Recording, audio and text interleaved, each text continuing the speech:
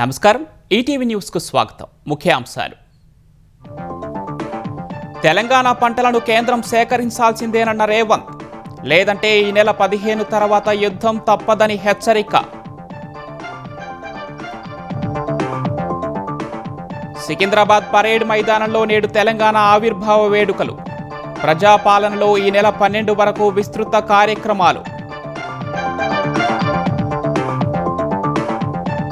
ఏపీలో 11,000 మంది ఉద్యోగులకు పాత పింఛన్.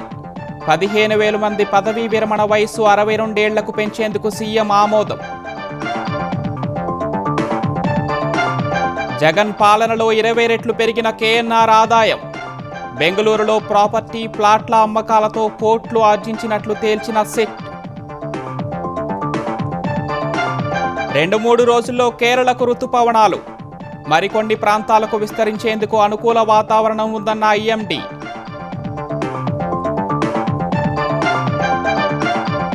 ఫ్రాన్స్ నుంచి మరో 114 రఫేల్ యుద్ధ విమానాల కొనుగోలు. 3,25,000 కోట్లతో సేకరణ. లెటర్ ఆఫ్ రిక్వెస్ట్ పంపిన రక్షణ శాఖ. ఇజ్రాయెల్ హెజ్బొల్లా మధ్య సంధి కుదిరిందన్న ట్రంప్. యుద్ధం ఆపేందుకు ఇరు వర్గాలు అంగీకరించినట్లు ప్రకటన.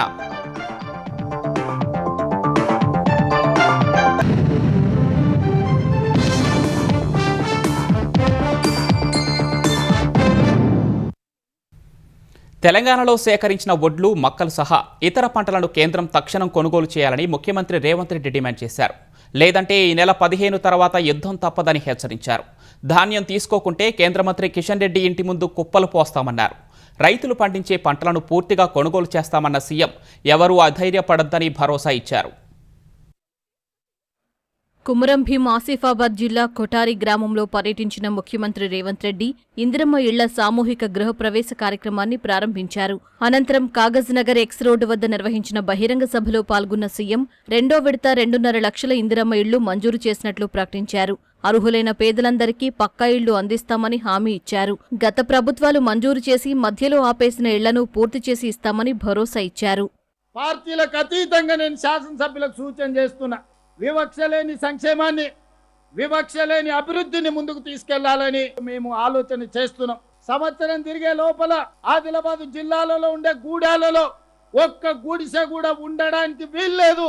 వాళ్ళకు అవసరమైన అన్ని ఇండ్లను మంజూరు చేసే బాధ్యత రాష్ట్ర ప్రభుత్వం తీసుకుంటుంది. గతంలో ఇచ్చిన 4.5 లక్షలలో 1,20,000 ఇండ్లను 13 నెలలు పూర్తయ్యే లోపల ప్రారంభోత్సవం చేసుకున్నాం. సెప్టెంబర్ 17, 2026 నాడు ఇంకొక 1,00,000 ఇండ్లకు గృహ ప్రవేశాలు చేయడానికి సంపూర్ణమైన ఏర్పాట్లు చేస్తాం. మళ్ళీ ఒక 2.5 లక్షల ఇండ్లను నూతనంగా మంజూరు చేస్తున్నాం. తెలంగాణలో ధాన్యం కొనుగోలు సహా ప్రాజెక్టుల నిర్మాణంపై సీఎం కీలక వ్యాఖ్యలు చేశారు. మద్దతు ధర ప్రకటించిన పంటలను కేంద్రం కొనుగోలు చేయకపోతే జూన్ 15 తర్వాత ప్రత్యక్ష కార్యాచరణకు దిగుతామని స్పష్టం చేశారు. కేంద్రం కొనుగోలు చేయాలి. కేంద్రం కొనుగోలు చేయకపోతే మేము కొనుగోలు చేసిన వడ్లు, మక్కలు, జొన్నలు, పొద్దుతిరుగుడు ఇత్తులు ఏడబొయ్యాలని నేను అడుగుతున్నా. అందుకే ఈనాడు కిషన్ రెడ్డి గారికి విజ్ఞప్తి చేస్తున్నా, తక్షణమే తెలంగాణ రాష్ట్ర ప్రభుత్వం సేకరించిన వడ్లు, తడిసిన ధాన్యంతో సహా కేంద్ర ప్రభుత్వంతో కొనిపించాలి. ఒకవేళ కిషన్ రెడ్డి గారు ఆ బాధ్యత తీసుకోకపోతే జూన్ 15 తారీఖు తర్వాత మీ పార్టీ ఆఫీస్ దగ్గరనో మీ ఇంటి దగ్గరనో తీసుకొచ్చి అవి పోయడం జరుగుతుంది. కేంద్ర ప్రభుత్వం మీద యుద్ధమే ప్రకటించడం జరుగుతుందని నేను ఈ సందర్భంగా కిషన్ రెడ్డి గారికి చెప్పదలుచుకున్నా. కిషన్ రెడ్డి గారు బాధ్యత తీసుకోకపోతే తెలంగాణలో తిరగడానికి కిషన్ రెడ్డి గారికి సమస్య అవుతుందని నేను ఈ వేదిక మీద వారికి సవినయంగా నేను విజ్ఞప్తి చేస్తున్నా. తొమ్మిడిహట్టి భూసేకరణ విషయంలో మహారాష్ట్ర సీఎంకు లేఖ రాసినా స్పందించడం లేదని రేవంత్ రెడ్డి అసహనం వ్యక్తం చేశారు. ఈ విషయంలో కేంద్రం తీరుపై విమర్శలు గుప్పించారు. తొమ్మిడిహట్టి ప్రాజెక్టును పూర్తి చేయాలి అనంటే ఆ ప్రాంతంలో ఉన్న ఒక 1,500 ఎకరాల భూసేకరణకు మహారాష్ట్ర ప్రభుత్వం సహకరించాలి. నేను అడుగుతున్న కిషన్ రెడ్డి గారిని, ఆనాడు పోలవరం ప్రాజెక్టు నిర్మాణానికి ఆంధ్రప్రదేశ్కి అడ్డంకి అవుతుందంటే తెలంగాణలో ఉన్న ఖమ్మం జిల్లాలో ఉన్న 7 మండలాలని కాదు, లక్షలాది మంది తెలంగాణ బిడ్డల్ని ఆంధ్రప్రదేశ్కు అప్పచెప్పింది మీరు కాదా? మీరు మహారాష్ట్రలో ఒక 2,000 ఎకరాల భూమి మాకు ఇప్పించలేరా? మీరు ఎంత అడిగితే అంత ఇస్తామని చెప్పినాం. మా ఇంత చిన్న సమస్యను ప్రధానమంత్రి గారు కిషన్ రెడ్డి గారు దృష్టికి వస్తలేదా? తెలంగాణ రాష్ట్ర ముఖ్యమంత్రి అంటే ఇంత చిన్న చూపు అవసరమా అని నేను అడుగుతున్నా. మీరు ఒక్కసారైనా స్పందించే ప్రయత్నం చేస్తలేరు. అసలు మీ ఆలోచన ఏందని నేను అడుగుతున్నా. మీ ఆలోచన ఏందో తొందరలోనే తేలుతుందని కూడా కిషన్ రెడ్డి గారికి నేను హెచ్చరిక జారీ చేయదలుచుకున్నా. పంచాయతీ కావాలన్నా పరిష్కారం కావాలన్నా అంటే నేను పరిష్కారం కోరుకుంటా. సమస్య పరిష్కారం కానప్పుడే అవసరమైతే పంచాయతీకైనా నేను సిద్ధమైతా. దీంట్లో మహారాష్ట్ర ముఖ్యమంత్రి ఉన్నాడా లేకపోతే కేంద్ర మంత్రి కిషన్ రెడ్డి ఉన్నాడా నేను ఎవరిని లెక్క చేయను. I don't care anyone. Telangana రాష్ట్ర అవతరణ దినోత్సవానికి మహానగరం ముస్తాబైంది. సికింద్రాబాద్ పరేడ్ మైదానంలో రాష్ట్ర అవతరణ దినోత్సవాన్ని ఘనంగా జరిపేందుకు ప్రభుత్వం ఏర్పాట్లు చేసింది.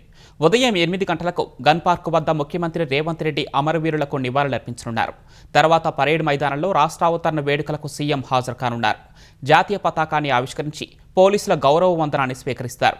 రాష్ట్ర ప్రజలను ఉద్దేశించి ప్రసంగిస్తారు. మరోవైపు పలు పథకాలు కార్యక్రమాలపై ప్రభుత్వం ఇవాళ ప్రకటన చేసే అవకాశం ఉంది. ఉద్యోగులు పింఛనర్ల ఆరోగ్య పథకం ప్రారంభిస్తున్నట్లు సీఎం ప్రకటన చేయనున్నట్లు తెలుస్తోంది. టీజీపీఎస్సీ 3 ఉద్యోగ నోటిఫికేషన్లు ఇవ్వనుంది. వృద్ధ తల్లిదండ్రులను పట్టించుకోకపోతే ఉద్యోగులు ప్రజాప్రతినిధుల వేతనాల్లో కోత విధించే కొత్త చట్టం నేటి నుంచి అమల్లోకి రానుంది. ప్రజాపాలన ప్రగతి ప్రణాళిక ముగింపు సందర్భంగా భారీ కార్యక్రమాలు నిర్వహించేందుకు తెలంగాణ ప్రభుత్వం సిద్ధమైంది. ఈ నెల 12 వరకు శాఖల వారీగా ప్రారంభోత్సవాలు, శంకుస్థాపనలు, అవగాహన కార్యక్రమాలు జరగనున్నాయి. ఈ నెల 5న మహిళా సంఘాలు నిర్వహించే 553 ఆర్టీసీ బస్సులను ప్రారంభించనున్నారు.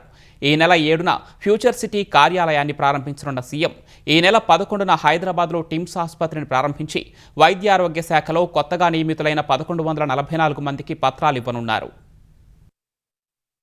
తెలంగాణ ప్రభుత్వం చేపట్టిన 99 రోజుల ప్రజాపాలన ప్రగతి ప్రణాళిక ఈ నెల 12న ముగియనున్న సందర్భంగా రానున్న 10 రోజులు వివిధ శాఖలు భారీ కార్యక్రమాలు నిర్వహించనున్నాయి. ఇవాళ రాష్ట్ర వ్యాప్తంగా తెలంగాణ అవతరణ దినోత్సవాన్ని ఘనంగా జరిపేలా ప్రణాళిక చేశారు. రేపు రంగారెడ్డి జిల్లా కోహెడాలో అంతర్జాతీయ పండ్ల మార్కెట్ రిజిస్ట్రేషన్ కార్యాలయానికి సీఎం శంకుస్థాపన చేయనున్నారు. ఈ నెల 5న పర్యావరణ దినోత్సవం సందర్భంగా హనుమకొండలో పీసీబీ కార్యాలయం, ల్యాబ్ ప్రారంభిస్తారు. పీసీబీ డిజిటల్ గవర్నెన్స్ మేనేజ్మెంట్ సిస్టమ్ను ఆవిష్కరించనున్నారు. ఈ నెల 5న మహిళా సంఘాలకు చెందిన 553 ఆర్టీసీ బస్సులను ప్రారంభిస్తారు. ఈ నెల 6న హోంశాఖ ఆధ్వర్యంలో పలు కార్యక్రమాలు జరగనున్నాయి. బాలల సంరక్షణ కోసం బాల పంచాయతీలను హోంశాఖ ఏర్పాటు చేయనుంది. ఈ నెల 7న హైదరాబాద్ కోర్ అర్బన్లో పురపాలక శాఖ కార్యక్రమాలు చేపట్టనుంది. ఫ్యూచర్ సిటీ అభివృద్ధి అథారిటీని ముఖ్యమంత్రి రేవంత్ రెడ్డి ప్రారంభించనున్నారు. హైదరాబాద్లో 304 కోట్లతో మీర్ ఆలం ట్యాంక్ బ్రిడ్జ్, 280 కోట్లతో ఉస్మాన్ సాగర్ మంచినీటి ప్రాజెక్ట్, నార్సింగి వద్ద ఓఆర్ఆర్ సర్వీస్ రోడ్డుపై బ్రిడ్జిను ప్రారంభిస్తారు. మల్కాజ్గిరి మున్సిపల్ కార్పొరేషన్ కార్యాలయానికి శంకుస్థాపన చేయనున్నారు. స్వచ్ఛ ఈవీ ఆటోలు, క్యూర్1 యుటిలిటీ పేమెంట్స్ సిస్టమ్, 4 బిన్ల విధానాన్ని ప్రారంభించనున్నారు. వ్యాయామ విద్యా యూనివర్సిటీ, పారా స్పోర్ట్స్ అకాడమీపై ప్రకటన చేయనున్నారు. ఈ నెల 7నే సోలార్ పవర్ ప్లాంట్ల పనులు పరిశీలించడం సహా వడ్డీ లేని రుణాలు పంపిణీ చేస్తారు. ఈ నెల 8న ఆర్ఎండ్బీ శాఖ రాష్ట్ర వ్యాప్తంగా కొత్త రోడ్ల నిర్మాణం, విస్తరణ, బ్రిడ్జిలు, ఫ్లైఓవర్లు చేపట్టనుంది. అదే రోజున విద్యుత్ శాఖ కార్యక్రమాలు జరగనున్నాయి. 9 ఉమ్మడి జిల్లాల్లో 19 సబ్ స్టేషన్ల వద్ద 19 మెగావాట్ల సోలార్ పవర్ ప్లాంట్లకు సీఎం శంకుస్థాపన చేయనున్నారు. ఈ నెల 9న రాష్ట్ర వ్యాప్తంగా 1600 రైతు వేదికల ద్వారా పంటల వైవిధ్యత, ఫర్టిలైజర్ల వినియోగంపై రైతులకు శిక్షణ ఇవ్వనున్నారు. ఈ నెల 10న శిశు సంక్షేమ శాఖ ఆధ్వర్యంలో మొబైల్ అంగన్వాడీ కేంద్రాలను ప్రారంభిస్తారు. ఈ నెల 11న సనత్ నగర్ టీమ్స్ను ముఖ్యమంత్రి రేవంత్ రెడ్డి ప్రారంభిస్తారు. కొత్తగూడెం, మెదక్, నారాయణపేటలో క్రిటికల్ కేర్ బ్లాక్లు, కొల్లాపూర్లో కమ్యూనిటీ హెల్త్ సెంటర్, భువనగిరిలో central medical store, Hyderabad cure పరిధిలో 145 పాలీక్లినిక్లు ప్రారంభం కానున్నాయి. వైద్య ఆరోగ్య శాఖలో 300 మంది అసిస్టెంట్ ప్రొఫెసర్లు, 272 స్టాఫ్ నర్సులకు నియామక పత్రాలు ఇవ్వనున్నారు. ఈ నెల 12న పాఠశాలల పునఃప్రారంభం సందర్భంగా హైదరాబాద్లోని విద్యార్థులకు స్వాగత కిట్లు ఇస్తారు. డ్రగ్స్కు దూరంగా ఉంటామని విద్యార్థులతో సామూహిక ప్రతిజ్ఞ చేయిస్తారు. ఈ నెల 12 వరకు అటవీ, పర్యావరణ శాఖలు అవగాహన కార్యక్రమాలు, శంకుస్థాపనలు, ప్రారంభోత్సవాలు చేపట్టనున్నాయి. ఆంధ్రప్రదేశ్లో ప్రభుత్వ ఉద్యోగుల మరో 2 కోరికలకు సీఎం చంద్రబాబు పచ్చజెండా ఊపారు. ప్రభుత్వ రంగ సంస్థలు, సొసైటీలు, కార్పొరేషన్లు, గురుకులాల్లో పనిచేస్తున్న ఉద్యోగుల పదవీ విరమణ వయస్సును 62 ఏళ్లకు పెంచే దస్త్రంపై సీఎం సంతకం చేశారు. సిపిఎస్ అమల్లోకి రాకముందు ఇచ్చిన నోటిఫికేషన్లో ఎంపికై వివిధ కారణాలతో సిపిఎస్ అమల్లోకి వచ్చాక ఉద్యోగాల్లో చేరిన వారికి పాత పింఛను అమలు చేసే దస్త్రంపై ఆమోద ముద్ర వేశారు. పదవీ విరమణ వయస్సు 62 ఏళ్లకు పెంపు ద్వారా 15,000 మంది, పాత పింఛను అమలు ద్వారా 11,000 మంది ఉద్యోగులకు ఆర్థిక ప్రయోజనం లభించనుంది. వైసీపీ హయాంలో ఉద్యోగుల పదవీ విరమణ వయస్సును 60 ఏళ్ల నుంచి 62 ఏళ్లకు పెంచిన కార్పొరేషన్లు, సొసైటీలు, గురుకులాలు, ప్రభుత్వ రంగ సంస్థలకు వర్తింపచేయలేదు. ఉద్యోగ సంఘాల విజ్ఞప్తి మేరకు చంద్రబాబు సానుకూల నిర్ణయం తీసుకున్నారు. త్వరలోనే ఈ 2 దస్త్రాలు మంత్రివర్గం ఆమోదానికి వెళ్లనున్నాయి. తెలుగుదేశం పార్టీ కేంద్ర కార్యాలయం ఎన్టీఆర్ భవన్లో ముఖ్యమంత్రి చంద్రబాబు నేడు ఎమ్మెల్యేలతో భేటీ కానున్నారు. ఎస్ఐఆర్పై ఎమ్మెల్యేలకు పలు సూచనలు చేయనున్నారు. ఓటర్ల వివరాల పరిశీలన సమయంలో ఎలా వ్యవహరించాలనే అంశంపై తెలుగుదేశం ఎమ్మెల్యేలకు శిక్షణ తరగతులు నిర్వహించనుండగా ఈ సందర్భంగా వివిధ అంశాలపై ముఖ్యమంత్రి వారికి దిశానిర్దేశం చేయనున్నట్లు తెలుస్తోంది. వైసీపీ అధ్యక్షుడు జగన్ పిఏ కె నాగేశ్వరరెడ్డి ఆదాయం జగన్ ప్రతిపక్షంలో ఉన్న 5 ఏళ్లతో పోలిస్తే అధికారంలో ఉన్న 5 ఏళ్లలో ఏకంగా 20 రెట్లు పెరిగినట్లు సిట్ గుర్తించింది. ఆదాయం రాకెట్ స్పీడ్తో ఎలా పెరిగింది, ఆస్తుల కొనుగోలుకు అంత డబ్బు ఎలా వచ్చింది అనే గుట్టు విప్పే పనిలో ఉన్న సిట్ కేఎన్ఆర్ ఐటీ రిటర్న్స్ను విశ్లేషిస్తోంది. సోమవారం కేఎన్ఆర్తో పాటు ఆయన బినామీ పుత్తా శివశంకర్ రెడ్డి, విజయవాడ రామవరపాడులోని లక్కీ హుందాయ్ షోరూం యజమాని ఉస్మాన్ సందీప్ను ప్రశ్నించింది. వైసీపీ హయాం నాటి మద్యం కుంభకోణం కేసులో జగన్ పీఏ కె నాగేశ్వరరెడ్డిని సిట్ అధికారులు సోమవారం దాదాపు 8 గంటల పాటు ప్రశ్నించారు. 2014-15 నుంచి 2018-19 మధ్య 18,24,000 ఆదాయం పొందినట్లు ఐటీ రిటర్న్లో పేర్కొన్న కేఎన్ఆర్ 2019-20 నుంచి 2024-25 మధ్య 4,44,00,000 ఆదాయాన్ని చూపినట్లు తేల్చింది. మద్యం కేసులో కొల్లగొట్టిన సొత్తులో కొంత భాగం కేఎన్ఆర్కు చేరిందని ఎప్పటికే గుర్తించిన సిట్ అధికారులు దానికి మూలాలు, అక్రమ సొమ్ముతో పెట్టిన పెట్టుబడుల వివరాలపై ఆరా తీస్తున్నారు. ఈ క్రమంలో కేఎన్ఆర్ దాఖలు చేసిన ఐటీ రిటర్న్లను విశ్లేషించారు. అందులో అనేక అనుమానాస్పద లావాదేవీలు ఉన్నట్లు గుర్తించారు. జగన్ ప్రతిపక్షంలో ఉన్న 5 ఏళ్లలో నెలకు కేవలం 30,406 రూపాయలు మాత్రమే ఆదాయమున్న కేఎన్ఆర్ జగన్ అధికారంలోకి వచ్చాక నెలకు 6,17,000 రూపాయల చొప్పున ఆదాయాన్ని చూపారని గుర్తించారు.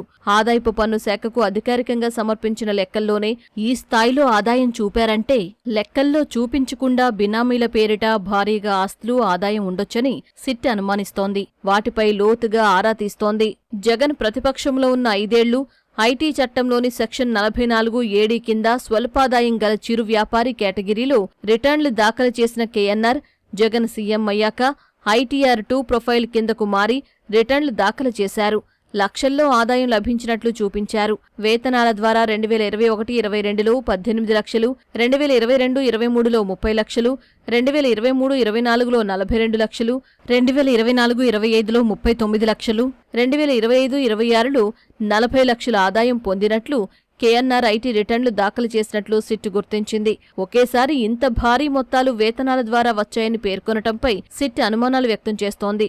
2020-21లో వ్యాపార టర్నోవర్ను 11,87,000గా రిటర్నుల్లో పేర్కొన్న కేఎన్ఆర్ ఆ తర్వాత ఏడాది నుంచి వ్యాపార కార్యకలాపాల ద్వారా ఎలాంటి ఆదాయమూ లేదని చూపించారు. సాధారణంగా ఎవరిదైనా వ్యాపారం ఆగిపోతే ఆదాయం పడిపోవాలి. కానీ కేఎన్ఆర్ విషయంలో అంతా రివర్స్లో జరిగింది. ఆయన వేతనాల ద్వారా భారీగా ఆదాయం పొందినట్లు చూపారు. ఐటీ చట్టం ప్రకారం వార్షికాదాయం 50 లక్షలు దాటితే ఆస్తులు, అప్పుల వివరాలు తప్పనిసరిగా సమర్పించాలి. 2024-25, 2025-26 ఆర్థిక సంవత్సరాల్లో కేఎన్ఆర్ ఆదాయం కోట్లలోకి చేరటంతో షెడ్యూల్ ఏలు దాఖలు చేశారు. దాన్ని బట్టి అతని నికర ఆస్తి విలువ భారీగా పెరిగినట్లు తేలింది. బెంగళూరులోని ఓ ఖరీదైన ప్రాపర్టీని అద్దెకు ఇవ్వటం ద్వారా ఆదాయం వస్తున్నట్లు 2022-23లో దాఖలు చేసిన ఐటీ రిటర్నుల్లో కేఎన్ఆర్ చూపించారు. అంతకు ముందెప్పుడూ ఆ ప్రాపర్టీ ప్రస్తావనే లేదు. 2014-15 నుంచి 2018-19 వరకు కేవలం 18 లక్షలే ఆదాయమున్న వ్యక్తి 2022-23 నాటికల్లా బెంగళూరులో కోట్ల విలువైన అత్యంత ఖరీదైన ప్రాపర్టీని ఎలా కొన్నారు? అంత డబ్బు ఎక్కడ్నుంచొచ్చింది? ఇక స్థిరాస్తి వ్యాపారం, షేర్ మార్కెట్లో పెట్టుబడుల ద్వారా 2023-24, 2024-25 సంవత్సరాలలో 2,64,00,000 క్యాపిటల్ గెయిన్స్ పొందినట్లు కేఎన్ఆర్ రిటర్నులో పేర్కొన్నారు.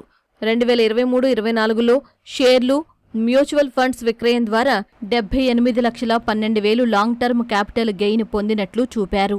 2024-25లో ఒక ఫ్లాట్ విక్రయం ద్వారా 99,16,000, మరో ఫ్లాట్ ద్వారా 74,10,000, ఇంకో ఫ్లాట్ అమ్మకం ద్వారా 9,73,000 ఆదాయం వచ్చిందని, మొత్తంగా 1,83,00,000 లాభం వచ్చినట్లు చూపించారు. ఆ ఏడాదిలో షేర్ల లాభాలతో కలిపి మొత్తం క్యాపిటల్ గెయిన్స్ 1,84,00,000గా చూపించారు. అయితే కేఎన్ఆర్ విక్రయించినట్లు చూపిస్తున్న ఫ్లాట్లను ఆయన ఎప్పుడు కొన్నారు, ఎవరి దగ్గర కొన్నారు, కొన్నప్పుడు ఐటీ రిటర్నుల్లో ఎందుకు చూపించలేదు, ఒకేసారి 3 ఫ్లాట్లు కొన్నవారు ఎవరు అనే కోణంలో సిట్ ఆరా తీస్తోంది. భారత వైమానిక దళాన్ని మరింత బలోపేతం చేసేందుకు కేంద్ర ప్రభుత్వం మరో అడుగు ముందుకేసింది. ఫ్రాన్స్ నుంచి మరో 114 రఫేల్ యుద్ధ విమానాల కొనుగోలు కోసం రక్షణ శాఖ అధికారికంగా లెటర్ ఆఫ్ రిక్వెస్ట్ పంపింది. 3,25,000 కోట్ల వ్యయంతో G2G ఒప్పందం కింద ఈ 114 రఫేల్ ఫైటర్ జెట్లను భారత్ సేకరించనుంది. భారత రక్షణ చరిత్రలోనే అతిపెద్ద ఒప్పందంగా ఇది నిలవనుంది. 114 ఫైటర్ జెట్లలో 94 రఫేల్ జెట్లను డస్సాల్ట్ ఏవియేషన్ సంస్థ ఒక భారతీయ కంపెనీతో కలిసి భారత్లోనే తయారు చేయనుంది. ఫ్రాన్స్ వెలుపల రఫేల్ యుద్ధ విమానాలు తయారు కావటం ఇదే తొలిసారి కానుంది. ఈ ప్రాజెక్టులో 50% స్వదేశీ పరిజ్ఞానం ఉపయోగించనున్నారు. ఇప్పటికే వైమానిక నౌకాదళాలు కలిసి 62 రఫేల్ విమానాలకు ఆర్డర్ ఇచ్చాయి. తాజా 114 విమానాలతో ఈ సంఖ్య 176కు చేరుతుంది. చైనా, పాకిస్తాన్ సరిహద్దులో భారత రక్షణ కవచాన్ని మరింత పటిష్టం చేయడంలో ఇవి కీలకం కానున్నాయి. సుప్రీంకోర్టులో 5 న్యాయమూర్తుల నియామకానికి కేంద్రం ఆమోదం తెలిపింది. సిజేఐ జస్టిస్ సూర్యకాంత్ నేతృత్వంలోని కొలీజియం సిఫారసు చేసిన న్యాయమూర్తులను నియమిస్తూ కేంద్రం ఉత్తర్వులు జారీ చేసింది. ఈ మేరకు రాష్ట్రపతి ఆమోద ముద్రతో న్యాయశాఖ నోటిఫికేషన్ విడుదల చేసింది. హర్యానా, బాంబే, మధ్యప్రదేశ్, జమ్మూ కాశ్మీర్, లద్దాఖ్ హైకోర్టులకు చెందిన జడ్జిలను సుప్రీంకోర్టుకు బదిలీ చేసేలా కొలీజియం సిఫారసు చేసింది. వీరంతా ఇవాళ ప్రమాణ స్వీకారం చేయనున్నారు. వీరు బాధ్యతలు చేపట్టిన తర్వాత సుప్రీంకోర్టులో న్యాయమూర్తుల సంఖ్య అధికారికంగా 37కు పెరుగుతుంది. నైరుతి రుతుపవనాలు 2-3 రోజుల్లో కేరళను తాకేందుకు పరిస్థితులు అనుకూలంగా ఉన్నాయని వాతావరణ శాఖ వెల్లడించింది. సాధారణంగా జూన్ 1 నాటికే రుతుపవనాలు దేశంలోకి ప్రవేశించాల్సి ఉన్నప్పటికీ ఈసారి కాస్త ఆలస్యంగా వస్తున్నాయి. 2-3 రోజుల్లో అరేబియా సముద్రంలోని కొన్ని ప్రాంతాలు, లక్షద్వీప్ ద్వీపాలు, కేరళ, తమిళనాడులోని కొన్ని ప్రాంతాలకు విస్తరించే అవకాశం ఉందని ఐఎండీ తెలిపింది. బంగాళాఖాతంలోని మరికొన్ని భాగాల్లోకి కూడా రుతుపవనాలు ప్రవేశిస్తాయని అంచనా వేసింది. అంతకుముందు మే 26నే వస్తాయని అంచనా వేసినప్పటికీ ఆలస్యమైంది. ఈ సీజన్లో సాధారణ కంటే తక్కువ వర్షపాతం నమోదయ్యే అవకాశం ఉందని ఐఎండీ ఇప్పటికే అంచనాలను విడుదల చేసింది. పసిఫిక్ మహాసముద్రంలో ఏర్పడుతున్న ఎల్నినో పరిస్థితుల వల్ల ఈ ఏడాది దేశవ్యాప్తంగా ఎల్పీఏలో కేవలం 90% వర్షపాతమే నమోదవుతుందని తెలిపింది. ప్రస్తుతం ఈ ఎల్నినో పరిస్థితులు జూన్లో బలహీనంగా ఉన్నప్పటికీ సెప్టెంబర్ నాటికి తీవ్ర రూపం దాల్చే ముప్పు ఉందని హెచ్చరించింది. భద్రాద్రి కొత్తగూడెం జిల్లా మారెళ్లపాడు ఎత్తిపోతల పథకంతో 16,000 ఎకరాలకు సాగునీరు అందుతుందని తెలంగాణ వ్యవసాయ మంత్రి తుమ్మల నాగేశ్వరరావు తెలిపారు. అశ్వాపురం మండలంలో నిర్మిస్తున్న ప్రాజెక్టు నిర్మాణ పనుల్ని పరిశీలించిన మంత్రి పనుల్లో జాప్యంపై అసహనం వ్యక్తం చేశారు. జూన్ 1 నాటికి పూర్తి కావాల్సిన పనులు ఇంకా ఎందుకు కాలేదని కాంట్రాక్ట్ ఏజెన్సీని నిలదీయగా సాంకేతిక కారణాలతో ఆలస్యమైందని వారు వివరణ ఇచ్చారు. అనంతరం పంప్ హౌస్ వద్ద గెస్ట్ హౌస్లో ప్రాజెక్టుపై సమీక్ష నిర్వహించిన మంత్రి జూలై వరకు ప్రాజెక్టు నిర్మాణం పూర్తి చేయాలని ఆదేశించారు. ఉమ్మడి ఖమ్మం జిల్లాను గోదావరి జలాలతో సస్యశ్యామలం చేసే బాధ్యత ప్రజాప్రభుత్వానిదని హామీ ఇచ్చారు. సీతారామ ప్రాజెక్టు భూసేకరణ కోసం ప్రజలను ఒప్పించే బాధ్యత తీసుకోవాలని ప్రజాప్రతినిధులను కోరారు. సమర్థ నాయకత్వం, వేగం కలిసి ఆంధ్రప్రదేశ్ను ప్రపంచ పటంలో నిలబెట్టాయని ఐటీ శాఖ మంత్రి నారా లోకేష్ స్పష్టం చేశారు. అభివృద్ధికి కొత్త సరిహద్దుల పేరుతో బ్యాంక్ ఆఫ్ అమెరికా ముంబైలో నిర్వహించిన సదస్సులో లోకేష్ పాల్గొన్నారు. దేశాన్ని భవిష్యత్తుకు సిద్ధం చేయడం, ఆంధ్రప్రదేశ్ అనుభవం అనే అంశంపై నిర్వహించిన ఫైర్ సైడ్ చాట్లో లోకేష్ సమాధానాలిచ్చారు. విశాఖలో Google AI data centre, Arcelor Mittal, Puttaparthi వద్ద 5వ తరం ఫైటర్ జెట్ పరిశ్రమల ఏర్పాటు ఏపీ స్పీడ్ ఆఫ్ డూయింగ్ బిజినెస్కు నిదర్శనమన్నారు. ఏపీలో డబుల్ ఇంజన్ బుల్లెట్ ట్రైన్ సర్కార్ ఉందన్న లోకేష్, ప్రధాని మోదీ సహకారం, చంద్రబాబు కృషితో భారీ పెట్టుబడులను రాబడుతున్న ఏకైక రాష్ట్రం ఆంధ్రప్రదేశేనని పేర్కొన్నారు. డేటా సెంటర్లపై నెలకొన్న భయాలను తొలగించాల్సిన అవసరం ఉందని లోకేష్ అభిప్రాయపడ్డారు. పాఠ్యాంశాలను ఏఐ, మెషిన్ లెర్నింగ్, క్వాంటమ్ టెక్నాలజీస్కు అనుగుణంగా మార్చాల్సిన అవసరం ఉందని లోకేష్ సూచించారు. ఉద్యోగాలను సృష్టించేందుకు చట్టాలను మార్చడానికి సిద్ధంగా ఉన్నామని తెలిపారు. తమ లక్ష్యం 5 ఏళ్లలో 20 లక్షల ఉద్యోగాలను సృష్టించడమేనని పేర్కొన్నారు. How do we simplify the entire process? How do we deliver on speed and provide an environment of a stable regulatory framework? So these are the 3 S's that I follow. So as you rightly said, as important as the Googles of the world are, the SMEs are more important because they create the maximum number of jobs and impact at the field level. So under the leadership of our SME minister, we are now looking at deemed permission. So you can start your business, 3 years to get all your permissions. And how can we make it all online? So we did a lot of deregulation of nala taxation. Israel Hezbollah మధ్య ఎట్టకేలకు సంధి కుదిరిందని America అధ్యక్షుడు Trump తెలిపారు. Israel ప్రధాని Benjamin నెతన్యాహుతో ఫోన్లో తాను జరిపిన చర్చలు సఫలమయ్యాయని ప్రకటించారు. ఈ చర్చల తర్వాత బీరుట్కు ఇజ్రాయెల్ సైన్యం వెళ్లటం లేదని, ఇప్పటికే అక్కడికి బయలుదేరిన బలగాలను కూడా ఆ దేశం వెనక్కి రప్పించిందని స్పష్టం చేశారు. మధ్యవర్తుల ద్వారా తాము హెజ్బొల్లాతో మాట్లాడామని, అన్ని రకాల దాడులను నిలిపివేయడానికి వారు కూడా అంగీకరించారని ట్రంప్ వెల్లడించారు. ఇకపై ఇరు వర్గాలు ఒకరిపై ఒకరు దాడులు చేసుకోబోవని హామీ ఇచ్చారు. ఇరాన్లో శాంతి పునరుద్ధరణకు ఇజ్రాయెల్ హెజ్బొల్లా యుద్ధం పెద్ద అడ్డంకిగా మారిన వేళ ట్రంప్ ప్రకటన ఆసక్తికరంగా మారింది. ఇటు ఇరాన్తో శాంతి చర్చలు వేగంగా జరుగుతున్నాయంటూ ట్రంప్ ట్రూత్ సోషల్లో మరో పోస్ట్ చేశారు. 2 దేశాల పరస్పర దాడులతో తాత్కాలిక కాల్పుల విరమణ ఒప్పందం సందిగ్ధంలో పడిన వేళ ట్రంప్ ప్రకటన ప్రాధాన్యం సంతరించుకుంది. అయితే ఇరు దేశాలు ఒప్పందానికి ఎంత దగ్గరగా వచ్చాయనే దానిపై ఇంకా స్పష్టత రాలేదు. ఏ క్షణం ఏ దాడితో చర్చలు పూర్తిగా పక్కదారి పడతాయా అన్న ఆందోళన సర్వత్రా నెలకొంది. వచ్చే ఏడాది పలు రాష్ట్రాల శాసనసభలకు ఎన్నికలు జరగనున్న నేపథ్యంలో పార్టీని మరింత విస్తరించాలని బీజేపీ భావిస్తోంది. ఈ మేరకు పలువురు సీనియర్ పదాధికారులు, నేతలతో పార్టీ అధ్యక్షుడు నితిన్ నబీన్ నిన్న ఢిల్లీలోని పార్టీ కేంద్ర కార్యాలయంలో కీలక సమావేశం నిర్వహించారు. 5 గంటలకు పైగా సాగిన ఈ భేటీలో పార్టీని మరింత విస్తరించేందుకు, దళితులు, గిరిజనులు, మహిళలకు పార్టీని చేరువ చేసేందుకు అనుసరించాల్సిన ప్రణాళికలపై చర్చించారు. ఈ మేరకు పార్టీ అధికార ప్రతినిధి సంబిత్ పాత్ర వెల్లడించారు. ప్రధాని నరేంద్ర మోదీ నాయకత్వంలో దేశం అభివృద్ధి బాటలో సాగుతూ ఉండగా పార్టీ దేశవ్యాప్తంగా వేళ్లూనుకుంటుందని తెలిపారు. మోదీ నేతృత్వంలో బీజేపీ, ఎన్డీఏ ప్రభుత్వాలు 22 రాష్ట్రాల్లో ప్రజలకు సేవ చేసుకునే అవకాశం దక్కించుకున్నాయని తెలిపారు. వచ్చే ఏడాది ఫిబ్రవరి, మార్చి నెలల్లో గోవా, మణిపూర్, పంజాబ్, ఉత్తరప్రదేశ్, ఉత్తరాఖండ్కు ఎన్నికలు జరగనున్నాయి. నవంబర్, డిసెంబర్లో హిమాచల్ ప్రదేశ్, గుజరాత్లో ఎన్నికలు నిర్వహించనున్నారు. దేశంలోని విపక్షాలు ఢిల్లీ వేదికగా మరో కీలక భేటీకి సిద్ధమవుతున్నాయి. కేంద్రంలోని ఎన్డీఏ ప్రభుత్వాన్ని ఎదుర్కొనేందుకు, విపక్షాల ఐక్యతను బలోపేతం చేసేందుకు ఈ నెల 8న కాన్స్టిట్యూషనల్ క్లబ్లో ఇండీ కూటమి ప్రతినిధులు సమావేశం కానున్నారు. ఇటీవలి 5 రాష్ట్రాల అసెంబ్లీ ఎన్నికల ఫలితాల నేపథ్యంలో 15 పార్టీల ప్రతినిధులు ఈ భేటీ నిర్వహించడం ప్రాధాన్యం సంతరించుకుంది. ఎన్నికల్లో ఇండీ కూటమిలోని కీలక పక్షాలైన టీఎంసీ, డీఎంకేలు బంగాల్, తమిళనాడులో అధికారం కోల్పోవడంపై ఈ భేటీలో చర్చించనున్నారు. పార్లమెంటు సమావేశాల కంటే ముందే అప్రమత్తం కావడం, ఎన్నికల కమిషనర్ జ్ఞానేష్ కుమార్ను తొలగించాలని నోటీసులు ఇవ్వడం వంటి ఉమ్మడి పోరాట వ్యూహాలపై తుది నిర్ణయం తీసుకోనున్నారు. కాంగ్రెస్ అధ్యక్షుడు మల్లికార్జున ఖర్గే, అగ్రనేత రాహుల్ గాంధీ, టీఎంసీ అధినేత్రి Mamata Banerjee, Shiv Sena UBT chief Uddhav Thackeray, Samajwadi party అధ్యక్షుడు అఖిలేష్ యాదవ్ ఈ భేటీలో పాల్గొనే అవకాశం ఉంది. మహారాష్ట్ర రాజకీయాల్లో మరోసారి అనూహ్య పరిణామాలు చోటు చేసుకునే అవకాశాలు కనిపిస్తున్నాయి. శివసేనలోని 2 పక్షాలు మళ్లీ ఒకటి కావాలనే డిమాండ్ తెరపైకి వచ్చింది. బీజేపీని ఉమ్మడి శత్రువుగా అభివర్ణిస్తూ ఉద్ధవ్ ఠాక్రే నేతృత్వంలోని శివసేన యూపీటీ, ఏక్నాథ్ సింధే నేతృత్వంలోని శివసేనలోని సీనియర్ నేతలు సంచలన వ్యాఖ్యలు చేశారు. బీజేపీ తమ ఉనికికే ముప్పుగా పరిణమించిందని, అందుకే ఇరు వర్గాలు చేతులు కలపాల్సిన అవసరం ఉందని వారు చెబుతున్నారు. పెద్ద చేప చిన్న చేపను మింగేసే చందంగా శివసేనను పూర్తిగా ముగించేందుకు బీజేపీ యత్నిస్తోందని శివసేన యూపీటీ నేత అంబాదాస్ దాన్వే ఆరోపించారు.